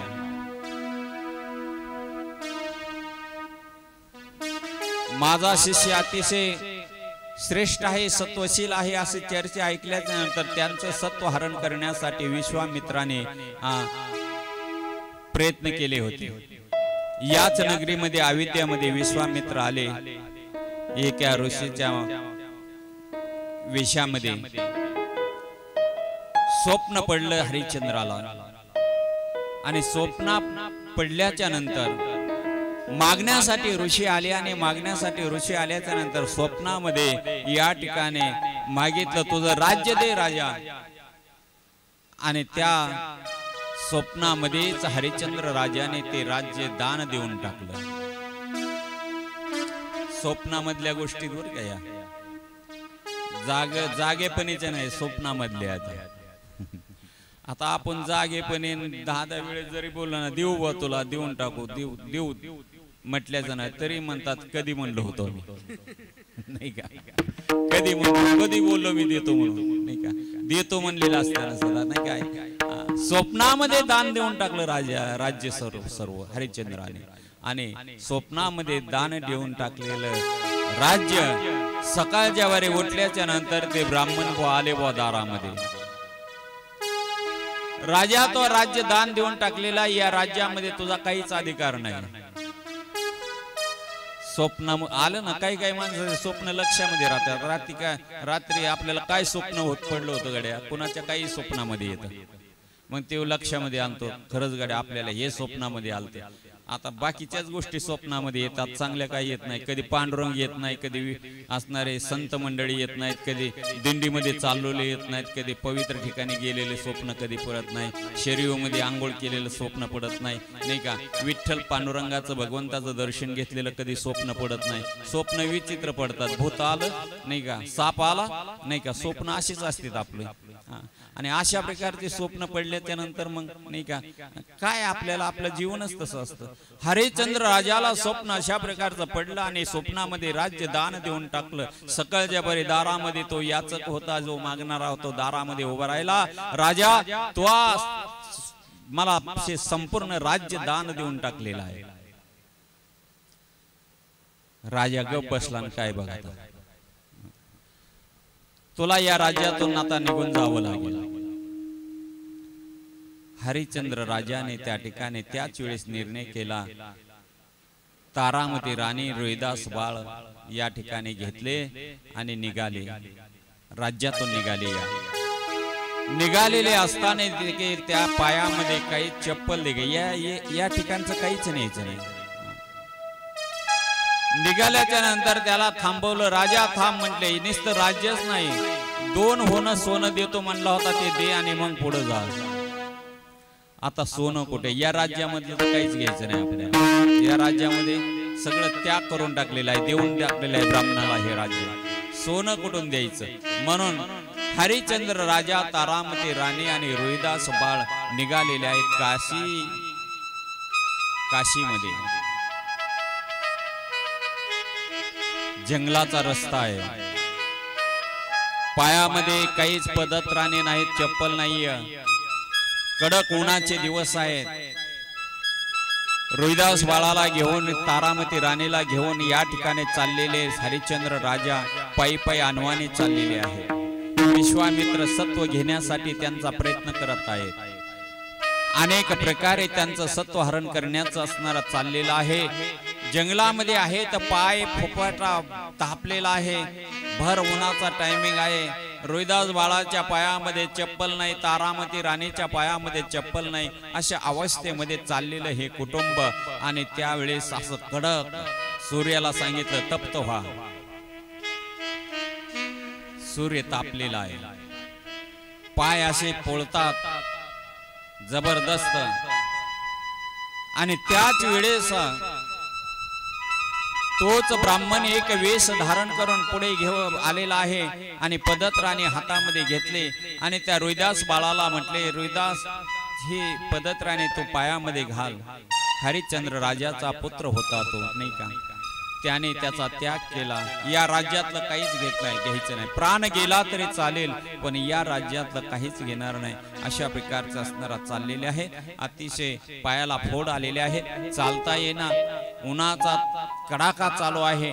एवढ्या वेळामध्ये तहान लागलेली आहे आणि तहान लागली म्हणून रोहिदास बाळ व्याकुळ झालेला आहे, तारामती राणी व्याकुळ झालेली आहे. अशा अवस्थेमध्ये एक असणारा वेश धारण केला साधकाचा आणि पुढे जाऊन पानपोही तयार केली मायवी. त्या पानपोई रस्त्यावर ज्या रस्त्याने येत होते त्याच रस्त्यावर पानपोई तयार केली, पाणी पिण्यासाठी त्यांना बोलवलं, पाणी देतात ते, पण त्या असणाऱ्या रोहिदास बाळाने तारामती राणीने ते पाण्याचा थेंब देखील घेतला नाही या राज्यामधला. चालले पुढे गेल्याच्या नंतर काशी क्षेत्रावर गेले आणि काशी क्षेत्रावर गेल्याच्या नंतर तिथं काही दिवस राहिले. या ब्राह्मणाचं 2 होणं सोनं द्यायचं शिल्लक राहिलेलं होतं, तो त्याच्या डोक्यावर बोजा होता आणि म्हणून काय करावं कुठं काम लागत नाही हाताला. आणि त्यावेळेस हरिश्चंद्र राजाने अशा प्रकारचा विचार केला आणि त्या काशी क्षेत्रामध्ये बाजार भरत होता स्त्रियांचा, मुलांचा. त्या बाजारामध्ये विक्रीसाठी तारामती राणीला त्या ठिकाणी ठेवलेला आहे, उभा केलेला आहे. ज्याच्या डोक्यावर गवताची पिंडी असेल तो असणारा व्यक्ती विक्रीसाठी उभा आहे असं मानलं जात होतं त्यावेळेस त्या ठिकाणी. बराचसा वेळ गेला, गिराईक लागत नाही. बऱ्याचशा वेळाने अशा प्रकारचं एक गिराईक त्या ठिकाणी आलं, वेशेचं गिराईक आलं तारामती राणीला. कोणाचं गिराईक आलं? वेशेचं.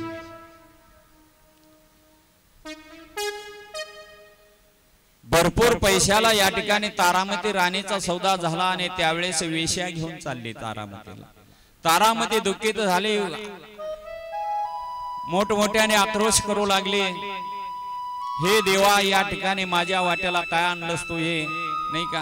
आणि ज्यावेळेस ती वेश्या घेऊन चालली त्यावेळेस एखादा कोणीतरी असणारा सात्विक महंत असतो आणि तो त्या येतो आणि आल्याच्या नंतर त्या वेशेकडून भरपूर पैसे देऊन तो ते असणारे तारामती राणीला घेतो आणि त्या वेशेच्या तावडीतून सुटका केली त्या तारामती राणीची. अशा अवस्थेमध्ये त्या ब्राह्मणाच्या घरी, पंडिताच्या घरी ती तारामती राणी आणि धुणे भांडी करण्याचं काम करत आहे.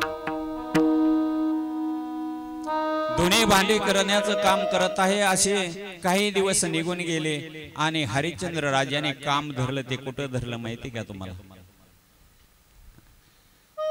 त्या डोंब्याच्या घरी. डोंब्या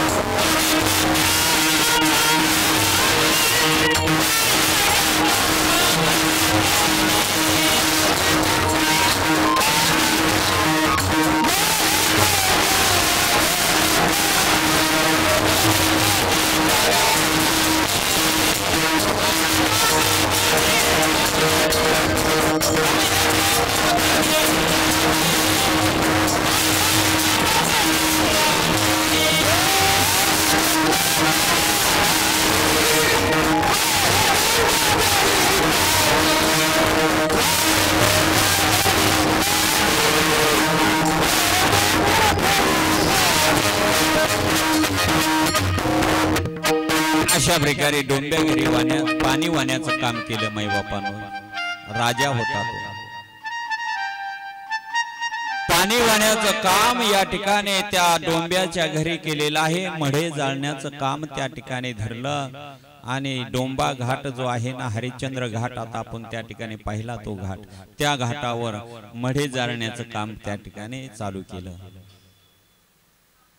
त्या ब्राह्मणाचं होण जे आहे ते देण्यासाठी या अयोध्येचा राजा हरिश्चंद्र राजा डोंबा घरी पाणी वाहत आहे. सत्व जाऊन देत नाहीये. सत्वाला किंमत आहे.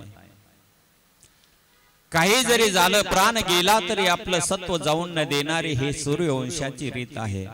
आणि काही काळ निघून गेला, काही दिवस निघून गेले.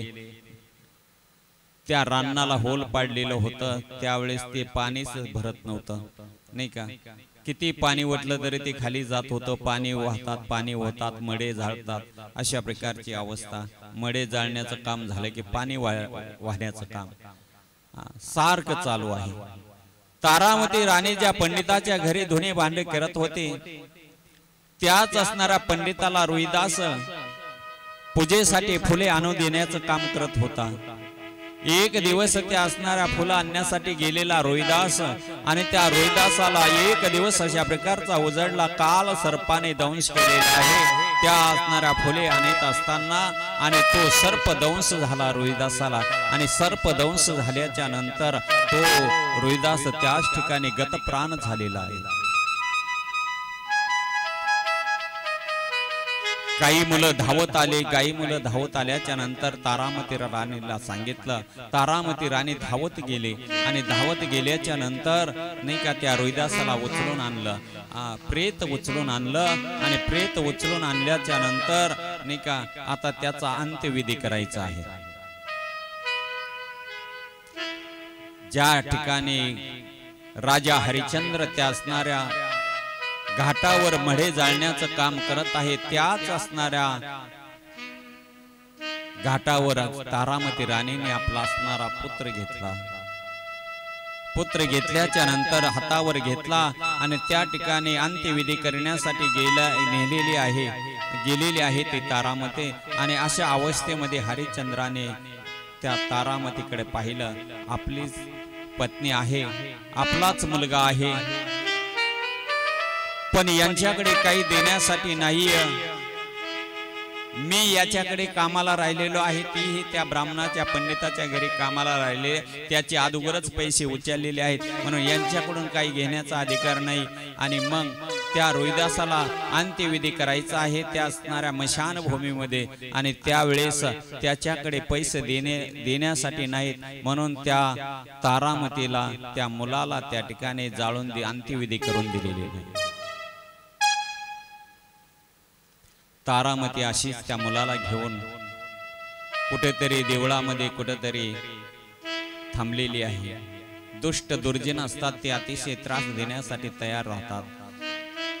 मेलेला पुत्र हातावर आहे आणि हातावर ते पुत्र इकडे तिकडे घेऊन फिरत आहे. अंत्यविधीसाठी पैसा नाहीये अशा अवस्थेमध्ये, आणि काही दुर्जनांनी अशा प्रकारची अफवा पसरली, एक लाव आलेली आहे आणि ती त्या ठिकाणी मुलं मारती आहे, अशा प्रकारची अफवा पसरलेली आहे. अतिशय वाईट अवस्था या ठिकाणी तारामतीची झालेली आहे. आणि त्यावेळेस नाही का हरिश्चंद्र राजा त्या घाटावर आहेत, अंत्यविधी होत नाही. अशा अवस्थेमध्ये या ठिकाणी सत्व घेण्याचा प्रयत्न प्रत्येकाचा चाललेला आहे, पण सत्वशील असणारा राजा हरिश्चंद्र आणि त्याची अवस्था नाही का पूर्ण सत्वाला उतरलेला नाही आहे. तो पूर्ण सत्वाला किती प्रयत्न केला विश्वामित्राने, तरी तो हरिश्चंद्र राजा सत्वशील होता, सत्वाला उतरलेला आहे. हरिश्चंद्र राजा सर्वश्रेष्ठ झालेला आहे. अहो, कुणाची गाथा वाचली जात नाही, कुणाचंही नाव निघत नाही. आजपर्यंत अनेक असणारे श्रेष्ठ या सूर्यवंशामध्ये होऊन गेले आणि त्यांचीच गाथा वाचली जाते आणि त्यांचीच गाथा ऐकली जाते, इतर कुणाचीही ऐकली जात नाही. आणि म्हणून अशा प्रकारची अवस्था आहे. हरिश्चंद्र राजा आणि तारामती राणी या ठिकाणी यांचं चरित्र अतिशय सुंदर अशा प्रकारचं असतं. थोडक्या विस्तीर्ण स्वरूपाचं आहे, पण अल्प वेळेमध्ये आपल्याला घ्यायचं आहे. अशा प्रकारचं असणारा ते चरित्र विश्वामित्राने राजा दशरथाला सांगितलं, खुणावून सांगितलं, यांना देऊन टाका. आणि मग राम आणि लक्ष्मण हे दोन पुत्र घेतलेले आहेत. जे काही यज्ञाचं रक्षण करायचं होतं त्या यज्ञाच्या रक्षणासाठी प्रभू रामचंद्र हातामध्ये बाण धनुष्य घेतलेला आहे आणि प्रभू रामचंद्र आणि लक्ष्मण विश्वामित्राच्या बरोबर चाललेले आहे. ज्या ठिकाणी विश्वामित्राचा आश्रम होता त्या ठिकाणी गेले आणि गेल्याच्या नंतर जाता जाताच या ठिकाणी असणारे ताडिका नावाची राक्षसीन त्यांना आडवी आलेली आहे. आणि आडवी आल्याच्या नंतर विश्वामित्र त्या प्रभू रामचंद्राला म्हणतात, दुष्ट दुराचारी ही राक्षसीन असणारा तिचा नाश कर, धनुष्याला बाण लाव. अशा प्रकारचा धनुष्याला बाण लावून त्या ताडिकेचा प्रथम या ठिकाणी एक बाण प्राण हरिणा,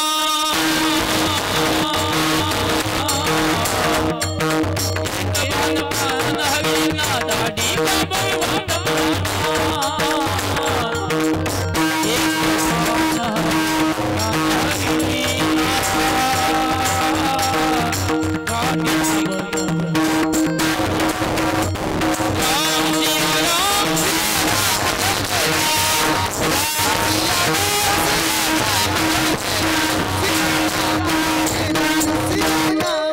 एकच बाण त्या ठिकाणी प्रभू रामचंद्राने सोडला आणि ताटिकेचा प्राण घेतलेला आहे. आपल्याला सर्वांना माहित आहे कृष्ण जन्म झाला, कृष्णाने अगोदर कोणाला मारलं?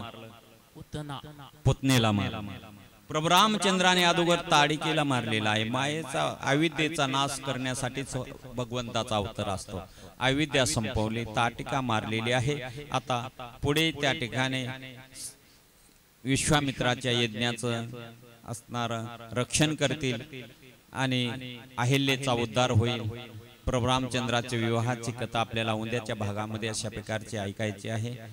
संक्षिप्त स्वरूपामध्ये हा जो का कथा भाग झालेला आहे, 12 वाजलेले आहेत. आपल्या कथेचं टायमिंग या ठिकाणी संपलेलं आहे. म्हणून पुनीत मंगलमय अशा प्रकारची कथा आहे.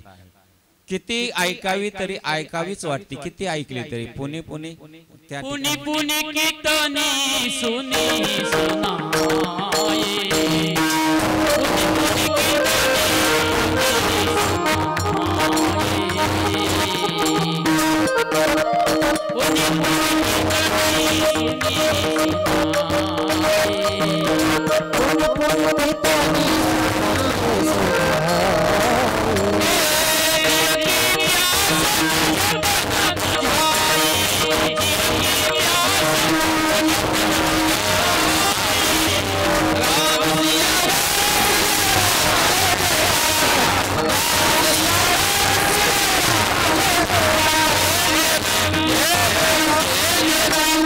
अशा प्रकारे पुणे पुणे कितनी सुनी सुनाई जिय की प्यास बुझत न बुझाई. अशा प्रकारची ही रामकथा पवित्र आहे, पावन आहे, मंगलमय आहे, आपल्याला पवित्र करणारी आहे. आचरणामध्ये आणण्यासाठीच हे असणारं रामचरित्र मानस या ठिकाणी आपण ऐकायचं आहे. जीवनामध्ये असणारा कसं वागावं, कसं बोलावं, कसं चालावं, नाही का, आपले आई वडिलांबरोबर कसं राहावं, पत्नीबरोबर कसं राहावं, अनेक असणारे आपल्याला उपदेश करून जाणारी ही परम पवित्र पुनीत करणारी कथा पावन भूमीमध्ये आपण श्रवण करतो आहे. आपल्याला काही लय दिवस श्रवण करायचे नाही, एक नाही तर 2 दिवस राहिलेले आहेत. तेवढ्या वेळामध्ये सर्वांनी श्रवण करा आणि त्यातले त्यात पावन भूमीमध्ये आहे म्हणून थोडं नाही का आपण जे का पथ्य आहे ना, औषध घेतो ना, कशासाठी? फरक पडण्यासाठी घेतो. आणि त्यातले त्यात जर आयुर्वेदिक ओरिजिनल जर असलं तर त्याचा फरक पडतो. म्हणून आपण कुठं आहेत? आता राम जन्मभूमीमध्ये आहेत. आणि मग इथं असल्याच्या नंतर नाही का थोडा फरक ऐकण्याचा जरा थोडं नाही का परिणाम अशा प्रकारचा जास्त होईल. म्हणून ऐकायची आहे. परम पवित्र कथा आहे. अशाच प्रकारची कथा उद्या देखील होईल. राम विवाहाची कथा होईल. नंतर ही थोडी कथा भाग होईल. असं सुंदर अशी कथा आहे. श्रवण करा. आणि म्हणून आता आरती होईल आणि आरतीनंतर आपल्याला सर्वांना फराळीचा व्यवस्था केलेली आहे. फराळीचा कार्यक्रम होईल.